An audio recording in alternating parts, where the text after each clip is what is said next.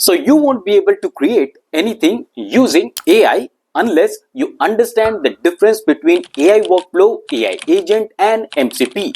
So give me a few seconds and I will crack this mystery for you. Let's start with AI workflow. So AI workflow, my friends, is just like cooking a recipe. You already know all the steps. So this is more like a fixed process. Let me give you an example. So suppose that you are getting a lot of mails and you deploy a AI workflow that summarizes all the mails and then it creates different tasks for each of the team members. In fact, you also and add these tasks to the common calendar. Now you can publish all these tasks to the communication channels. For example, you can publish all these tasks to the Slack or Microsoft Teams. And well, the steps are pretty much predefined and this is a linear automation. So you can think it of as if this then that rule. Now coming to the AI agents. Now AI agents do differ from the AI workflow in the sense that AI agents, they do make the decision and they understand the context. So here the key difference is that the AI is able to understand the context and adapts to it.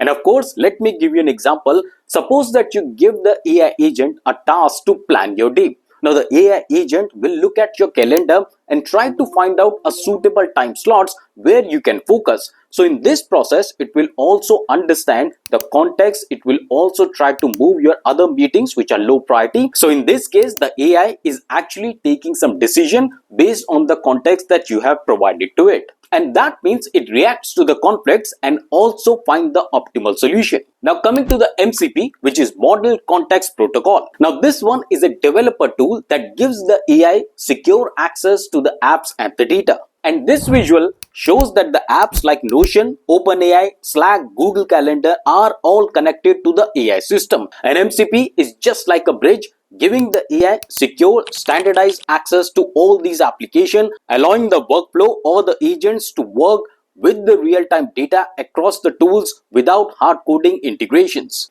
So that was the very short summary. What is the difference between AI workflow, AI agent and MCP? And of course, wait for the next YouTube short where I will give you just a little more detail about each of these.